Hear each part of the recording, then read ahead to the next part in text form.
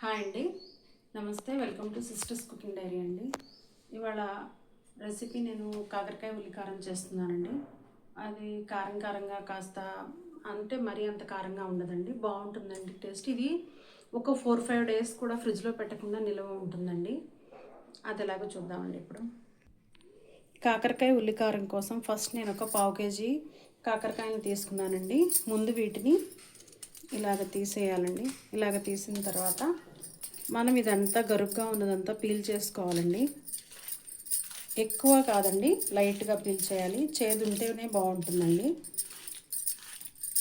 అలా అని చేదు ఉండదండి, చూపిస్తాను నేను ఎలా చేసుకోవాలో. దాన్ని బట్టి ఇలాగా మొత్తం పీల్ చేసి పెట్టుకోవాలండి. ఇప్పుడు నేను ఇవన్నీ పీల్ చేసి బాగా వాష్ చేసి పెట్టుకున్నానండి.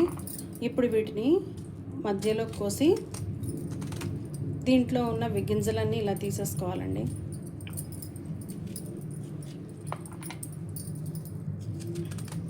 లేతగా ఉంటే అవసరం లేదండి, గింజ కట్టుంటే ఆ గింజ తీసేయాలండి. ఇలా గింజలు తీసేసిన తర్వాత వీటిని ఇలాగా చిన్న చిన్న ముక్కలుగా తీసుకోవాలండి. మరీ చిన్నవి కాదు, మరీ పెద్దవి కాదండి. ఇలాగ మీడియం సైజులో ఇలా చేసి పెట్టుకోవాలండి. ఇలా ముక్కలుగా చేసుకున్న తర్వాత వీటిని డీప్ ఫ్రై చేసుకోవాలండి. పచ్చివే డీప్ ఫ్రై చేసుకోవాలండి. దానికోసం ఒక చిన్న కడాయిలో కొద్దిగా నూనె తీసుకోవాలండి. ఎక్కువ డీప్ ఫ్రై అంటే ఎక్కువ తీసుకోకూడదు, ఎందుకంటే ఈ నూనె తర్వాత వాడటానికి ఎందులోనూ పనికి రాదండి, చేదుగా ఉంటుంది కదా. ఇందులోనే కొద్దిగా నూనెలోనే కాస్త డీప్ ఫ్రై చేసుకోవాలి. మళ్ళీ ఈ నూనెతోనే తర్వాత ప్రాసెస్లో కూడా ఈ నూనె యూస్ చేసుకోవాలండి. నూనె ఇప్పుడు కాగిపోయిందండి, వీటిని డీప్ ఫ్రై చేసుకుందాం.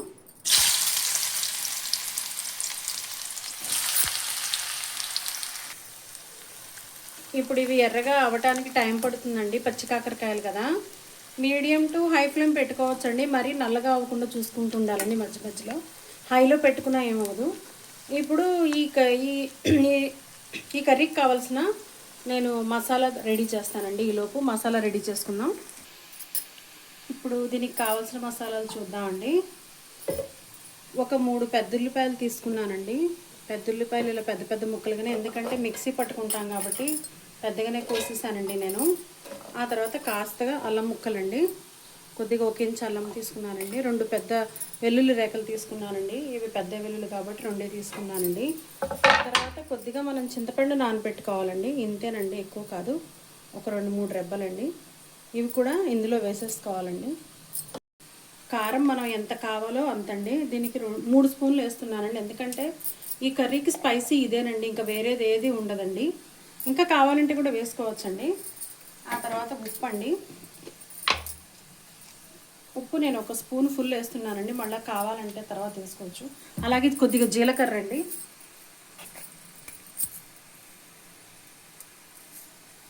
కొద్దిగా జీలకర్ర అండి. ఇప్పుడు వీటిని మిక్సీ పట్టుకుందామండి మెత్తగా.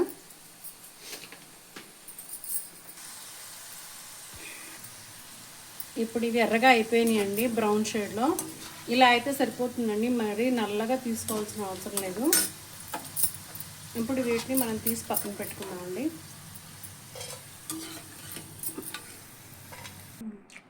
ఇలా మెత్తగా పేస్ట్ చేసుకోవాలండి, పేస్ట్ చేసి పెట్టుకోవాలి. నెక్స్ట్ ప్రాసెస్ చూద్దామండి. ఇప్పుడు మనం ఫ్రై చేసుకున్న కడాయిలోనే ఆ నూనె తీసుకోవాలండి, కొద్దిగానే ఉంది. ఈ మసాలా వేపటానికి కాస్త నూనె పడుతుందండి, ఈ నూనె సరిపోతుంది. నూనె వేడెక్కిన తర్వాత మసాలా వేసుకుందామండి. నూనె వేడెక్కిందండి, ఇప్పుడు ఈ మసాలా ఇందులో వేసేసుకుందామండి.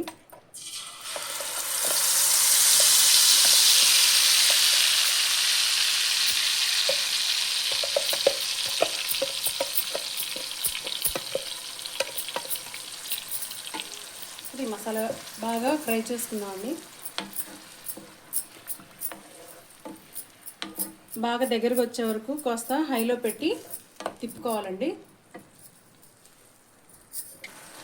దీనిపైన మూత పెట్టకుండానే కలుపుతూ ఉండాలండి. ఇలా మొత్తం పచ్చివాసన పోయి దగ్గరికి రావాలండి, అప్పటి వరకు కలుపుతూనే ఉండాలండి. ఒక 5 మినిట్స్ 6-7 మినిట్స్ వరకు కూడా పడుతుందండి. అది ఎంత టైం పట్టినా కానీ మొత్తం బాగా ఇదంతా వేగిపోవాలి, పచ్చివాసన పోవాలండి. చూపిస్తానండి నేను తర్వాత.